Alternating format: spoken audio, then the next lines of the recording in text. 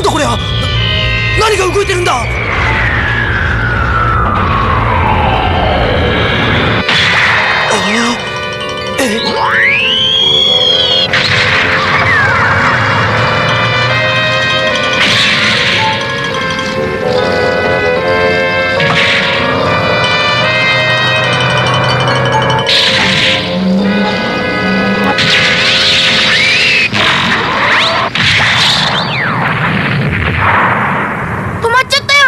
どういうわけだ。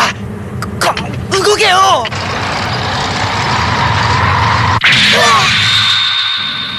何が起こったんだ。さあ、左のモニターを。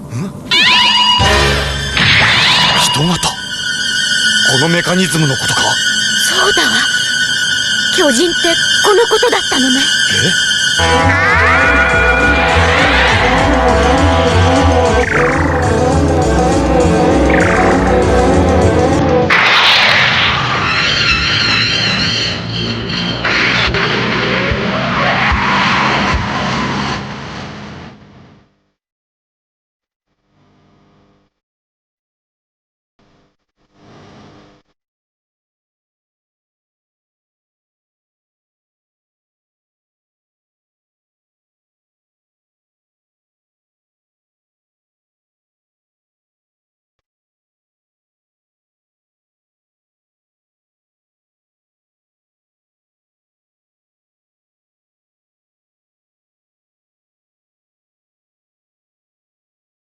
嗨，大家好，我是爱。那么今天呢，要向大家介绍的这款玩具呢，就是由我们 Tommy 生产推出的奇迹合体 Space Runaway 传说巨神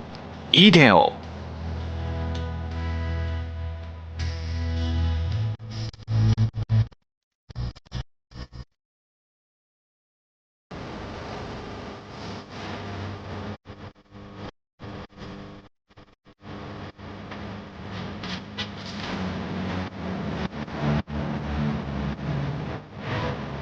奇迹合体伊甸王，这款玩具是由 Tommy 发售。Tommy 此前虽然推出过旧版大铁人的相关产品，但是说到 Tommy 发售的合体变形机器人，伊甸王或许是第一只。从玩具概念上来看， Tommy 在延续前作坦萨5号奇迹变形系列设计思路的同时，还将其应用到合体机器人上。据说当时 Tommy 曾向动画监督提议，希望制作一款由装甲车、油罐车、幼儿园巴士这3台机械合体而成的机器人作品。不过监督基本没按照这个提议来，而是大刀阔斧地展开了更宏大的故事。这边提到的监督，这是大家非常喜欢的富野大光头。1980年，正值高达模型热潮的顶峰，即便是受众中小学高年级以上群体，也大多选择购买青岛社发售的伊甸王塑料模型。当时市面上不仅有各类伊甸王系列的重型机甲模型，更重要的是，青岛社那款可合体变形的伊甸王模型，至少在设计还原度上要比奇迹合体的还原度更加高。没错，以当时的审美来看，这款奇迹合体伊甸王玩具，哪怕说好听一点，也只是有一点，真的只是一点点不够帅气。而且，就像前面提到的，伊甸王在动画中的表现和剧情都比较平淡，似乎也不太受孩子们的待见。所以这款奇迹合体伊甸王在当年算得上是一款滞销产品。好了，那我们来回到这个玩具本身啊，这个盒子也是相当的巨大，我只能站着来跟大家来看一下这个盒子了。那么我们来直观对比一下吧，拿一只我们这个天尊世代的毁灭柱来，这个进行一下对比啊，可以看出来这盒子啊，哇，真的是超级的巨大。好，那正面的话就是比较简单的一个伊甸王的这个玩具的峰会啊，画的还是很不错的，还有2个奶射线。然后手上拿了一只金色的，玩具原创的这个伊甸巨剑啊，然后这边是我们主角科斯莫，然后这边画的就是我们一个合体时的这个插画，画的还是挺好看的，这种银河的加上这个巨大机器的这种合体的感觉，画的还是很不错的。然后这边就是我们 Tommy 传说巨神伊甸王的标题，还有奇迹合体 Space Runaway 宇宙逃亡者啊，这宇宙在逃他吧，我天哪！然后这边有精益的这种一键变形。Mecha 就是我们这个载具嘛，一键变形载具，然后可以有2段的变形，啊，真的是当年这种设计还是比较的用心的。然后伊甸有的这种标题，然后下面是我们这个 Tommy，好，然后看到我们这个包装盒的上面的话，就是一个非常简单的一个把手啊。当时小朋友拿着这个肯定是很开心的。如果我在那个时候拿到这个东西的话，然后提在这边肯定抱在胸口，然后向别人炫耀。然后这边是奇迹合体伊甸王啊，这边是非常经典的一跃而起的这样的插画，这个画在很多玩具上都有用到啊，后面会给大家有详细的介绍。然后侧面这边的话就是还有伊甸王，奇迹合体 Space Runaway 刚刚是一样的，然后是一张伊甸王的这种解剖图啊，非常有70、80年代，然后大家对这种未来机器人的这种幻想这种感觉啊。然后另一个侧面的话就是玩具的实拍图啦，加上正面的这个宇宙的插画。然后我们看到底面就是伊甸王奇迹合体，跟刚刚是一样的，然后分别介绍了3台载具的3个形态。然后这边就是一个伊甸王的合体实拍图。好了，那么这个盒子的这个外包的介绍呢，就到这边为止了。那可以看到我这只其实盒子是非常的老旧了，有很多这种破裂的地方啊，也没有办法，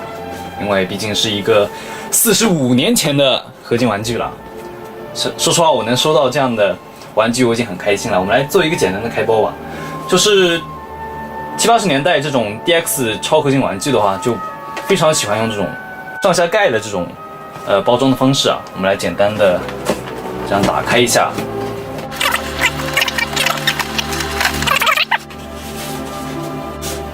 然后就可以看到我们这个内包了。我们这个内包真的是相当的巨大啊。我们还是横着，算还是竖着摆，真的是相当的巨大。我们把这个摄像头机位来进行一下调整。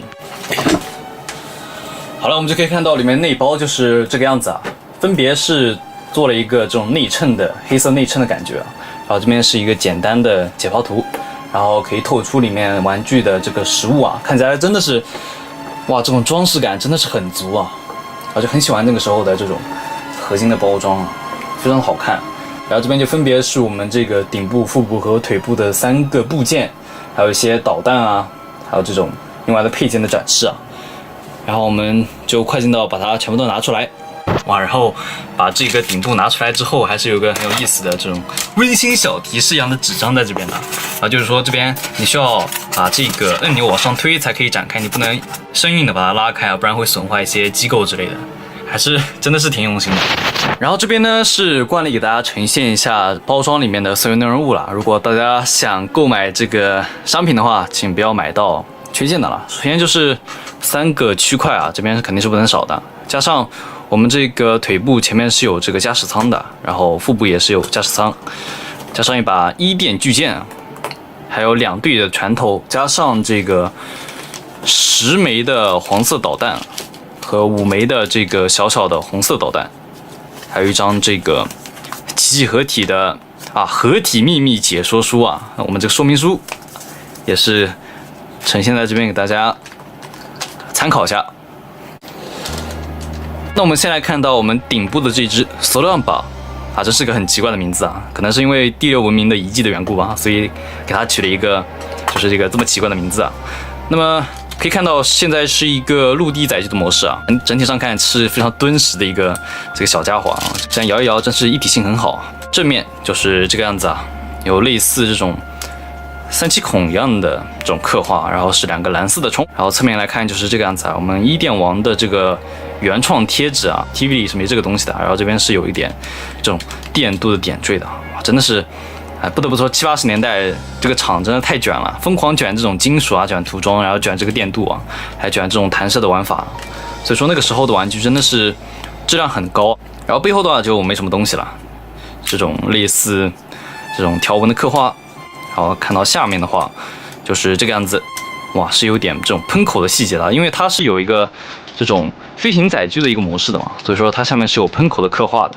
它这边履带下面是有金属的轮子啊。然后看到铭文的部分的话，我们来看一下啊 ，Tommy Made in Japan Sunrise 啊，我们这个日升在这个地方。那么简单看完之后，来看到老物比较有特点的就是它的弹射玩法嘛。我们来拿出2个这个黄色的小导弹，是可以卡在 TV 这边是有炮筒的这刻画的，然后玩具的话没有办法嘛，玩具就给你掏2个洞出来了，这样就可以进行一个搭载。往上推一下就可以进行这个弹射的玩法啊。这个弹射，这个子弹真的得好好保留起来啊，因为我已经在另一款玩机上遗失了好几个导弹了。那么另外一个也是可以正常的这个弹出的。那么这个形态下就没有任何的弹射玩法了，除了这2个洞之外，那么可以变形成它的这个飞行模式啊，调整一下机位啊，因为这个展开是挺占这个空间的。Tommy 比较自豪的这个一键变形的玩点啊，在包装上也是有这个大大的打出来啊。那么推动我们边上2个这个黄色的小按钮，要往后一拉，好，我们这个翅膀就变出来了，真的是一键变形很解压。然后2处需要手动变形，首先就是前面这个机头的地方，它下面有2块白色的这个分件啊，我们需要把它慢慢的这个往上挑，哎，就变成我们这个机头了。然后上面2个小垂直尾翼啊，也是要把它给竖起来。好，我们这个 Ideal Delta 也是变形完成了。哇，这个为什么一个载具要起2个名字啊？哎，一个载具地面载具又是一个名字，然后你飞行载具又是一个名字，导致我现在这些载具这个对应的名字我都很容易记混啊。第6文明的奇迹，好吧，看一下整款玩具的这个外观吧。那么首先给大家看一下这个360度转一圈啊，我还是没有买那个转盘，那转盘有点贵啊。好，我觉得这个形态是要比这个地面形态好看一点的，因为地面形态那个确实有点太肥肥胖胖了，并没有像 TV 里画的那么的有这种平衡感吧，有那种平衡感。然后前面的话多了个机头，让整个这个前半部分看起来是更加的协调了。然后上面是有一张这个闪亮的贴纸啊，然后侧面的话是显得更加长了。然后后面就是变更比较多的地方了。首先就是这边是有2门炮的搭载，然后这个翅膀也是相应弹出来之后，从正面看就真的像一架这个飞机一样了。就这么看的话，就出。虽然后面的这个坦克履带我没法收进去啊，但这也是没有办法。然后差不多就是这个样子啊。然后下面是有这种啊电子回路啊，或者说是什么机械细节的贴纸啊。好。然后到飞机形态的这个弹射表现，就是在后面这里，把这个黄色的导弹给这样插进去。好了，我们这个导弹装填进去之后呢，摁动这个黄色的按键，我们这个导弹也是可以飞出来了。好，差不多我们这个 Ideal Delta 也是介绍到这边，我们来开始介绍下面的载具。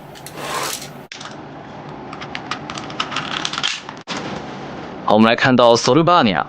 然后我们来旋转一下，看一下这个整体的表现啊。说实话，这台陆地载具应该是3台里面最像车的一个载具了。然后前面的话，就像我们这个卡车一样，是有一些玻璃的刻画，还有个进气格栅啊，甚至还有2个绿色的这个头灯。啊，我们侧面的话就是这个样子啊，这边是有个散气孔的贴纸补色的细节啊。然后这边的话也是有我们的铭文啊，我们这个日本的 Sunrise 日升啊。然后这边同样也是有 Tommy 的这个标志和这个名字。然后在这个陆地载具的模式下是没有什么这个导弹弹射的玩法，但是你可以把这个车头给弹出去啊，摁一下这个银色的按键之后，好，你就可以把这个车头给弹出去了。但是按照道理讲，这个应该是合体的步骤了，就不归在这个Solubania 的这个载具模式上了。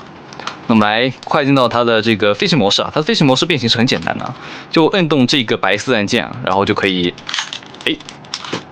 把它变成这个飞行的模式了。飞行载具的名字叫 Ideal Nova， 然后前面的车头是并没有变化的，就唯独有变化就是展开了1门炮和2个小翅膀。然后我们360度来旋转看一下，差不多就是这个样子啊。下面也是有一些简单的这种管路刻画，有点像这个喷口一样的感觉啊。可以直接飞起来，然后乱飞啊，力大专飞，真的是70、80年代超级系机器人的这个代表啊。我们来看一些细节的表现吧。这个飞机展开2个翅膀之后，是有充分显露出一些简单的细节的。首先就是这边是有一点，虽然我看不懂是什么东西啊，可能是一些这种机械的纹路吧。然后2边是有这种小炮台，或者说是这个喷射口的这个刻画，也是个电镀件的运用，还是很好看的。然后这边也是升起来了1门炮台嘛，然后就可以使用这个啊，终于用到我们这个红色的小导弹了。我们可以把这个导弹给塞进去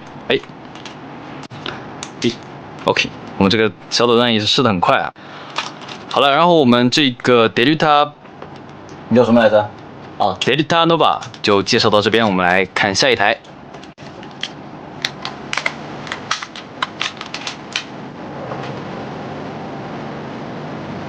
好，我们来看到这个 Solarcomba， 怎么说呢？我觉得这一只是3只里面和 TV 里出入最大的一只啊。其实大家可以看这个 TV 的图片来看，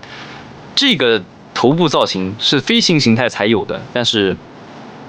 这个陆地模式也是这个用的是同一个头啊，所以说啊没有办法嘛，因为设定要更早嘛。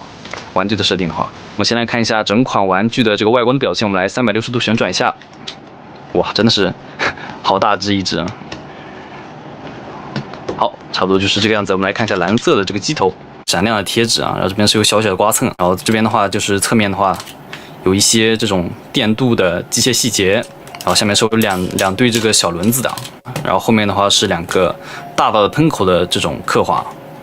然后来看到下面的话，这边也是跟这个顶部战机一样，是有2个喷口的细节的。差不多就看到这边，我们来变形成它的这个飞行模式啊。这款变形是3台里面最过瘾的一台，我们来试一下。我们摁动这个黄色的按键，真的是好爽啊这一下。然后同样也是需要手动变形的，就是它这个前面的这个小机翼啊，这边是要翻下来，然后就变形成我们的 Ideo Buster。好，也是个很奇怪的名字。我们来稍微的放大一下镜头，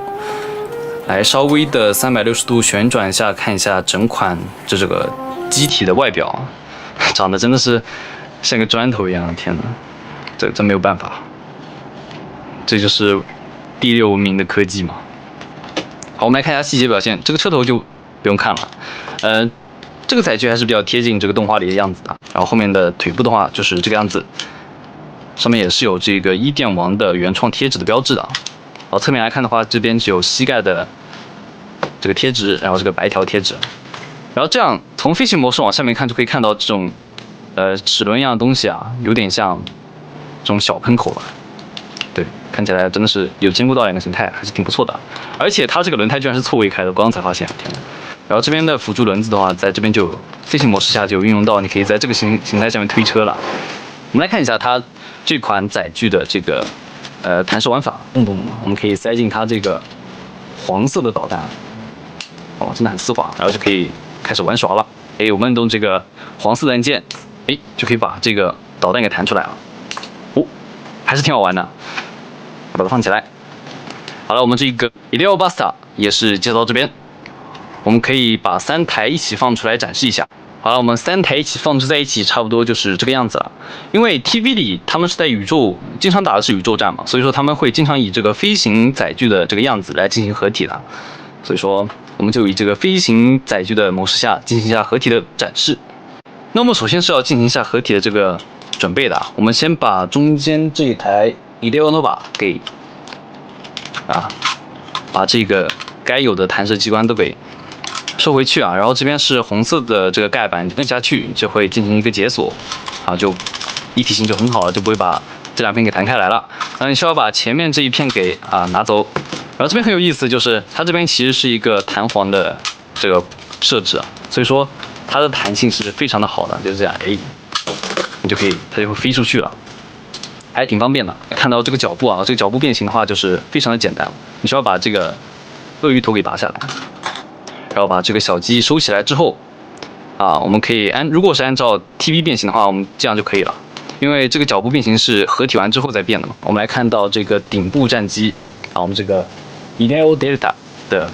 变形步骤，首先要把这个小机翼给翻下去，然后把这个前面的机头给翻下去。好，来到非常精彩的一步了，我们需要推动下面这个黄色的这个拨钮，我们这个双手就分开来了，真的是很还原这个 TV 的飞行步骤。好，我们就可以开始合体。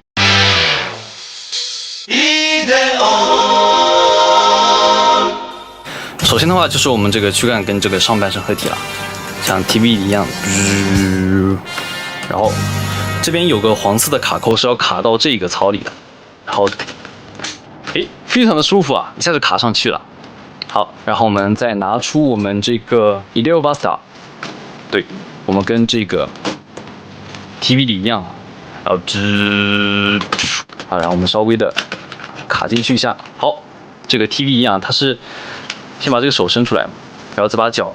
这样先把这个小机翼给翻上去，然后再给它这样折上来，这边是有卡扣的，然后卡住就可以了。好，真的是变形很简单啊。然后我们拿出2个小圈子，好，我们这只手里卡住了，然后我们这个一点王就觉醒了，就这样，就可以站起来了。然后最后最灵魂的一步啊，就是要把这个天线给，哎，伸出来之后，哎，我们这个一电王也是合体完成。哇，这就是传说中的巨神嘛。虽然它造型是偏古着了一点，它的裆部真的是太长，导致它看起来下半身有点偏短，然后体型也是相当巨大。我们还是惯例拿出我们这个天尊世代的毁灭柱来看一下，可以看到，啊，它就到你的这个膝盖以上位置了，就到这个地方，就可以知道它的这个体型真的是相当的巨大。好，我们来调整一下机位之后呢，来360度的旋转一下，来看一下这个样子啊，真的是相当的帅气啊！我天哪！然后这个从上往下看，差不多就是这个样子啊。哇，从这个角度看，真的是有种压迫感上了。这么大一台机器，哇，真的是很帅气啊。满足。然后我们来看到一些这个细节的表现。我们先来看头部啊，我们头部就是非常神秘的这种感觉啊，这种深蓝色、深紫色的这个透明键运用啊。我可以看到这个反光的效果还是挺不错的啊。当然我这个灯可能是功率太小了，所以说看起来这个画面有点暗了。我头上也是有跟 TV 一样有这个宝石的刻画的，虽然它没有运用这个透明键啊，还是算是比较可惜的吧。后面就是一个类似于像是一个兵符一样的这个小辫子一样的刻画，跟 TV 算是比较接近的了。胸口的话就是非常朴实如华了，它这个胸口说实话算是没什么细节了。这边跟 TV 一样是有一条横杠，加上上面是个银色的这个刻画，下面也是有这个细节在这里啊，还是挺不错的吧。哇，这个手臂真的是漆面锃亮，非常好看。那我们来看到下面的话，哇，这个裆部这个非常的瞩目啊。然后脚部的话就是很简单的造型啊，我们也来360度转一圈看一下啊，差不多就是这个样子了。跟 TV 一样啊，它前面脚掌这边也是有飞出2块这种像斧头啊、刀片一样的这个细节在这边。我们来看到这个巨神的可动表现啊，它全身因为都是一些机关的变形嘛，所以说可动是比较少的。首先它的手是可以旋转的啊，这边是一个齿轮的关节，这边的话因为是变形机构嘛，所以说它是有一些抬手的这个幅度的。虽然说它这边是有弹簧，所以你会被弹回来啊，并没有一个固定的角度。好了，那么这就是这款玩具所有的可动表现了。对，它的可动地方就是那么的少。当然那个年代确实大家对可动的要求也不是那么高。对，主要就是看这种玩点和这种造型嘛。那么来看到它的这个配件搭载啊，它是有送到一把这个说是1电键啊，但跟 TV 里1电键是完全不一样。TV 里1电键是2把光束筷子啊，对，它是以光束这种形式来进行表达的。但是因为这个早期的玩具嘛，跟 TV 沟通不一样嘛，并没有沟通好，所以说只知道有1电键，并不知道1电键长什么样子，所以他就做了一把这种原创的这个1电键的武器啊，还是挺有意思的吧。这个1电王居然拿这么一把实体剑，好吧，差不多就是这个样子啊。当然他的手也是不举的，并没有说什么非常能做出很好看的一些挥砍动作，可能就只能这个样子来展示了。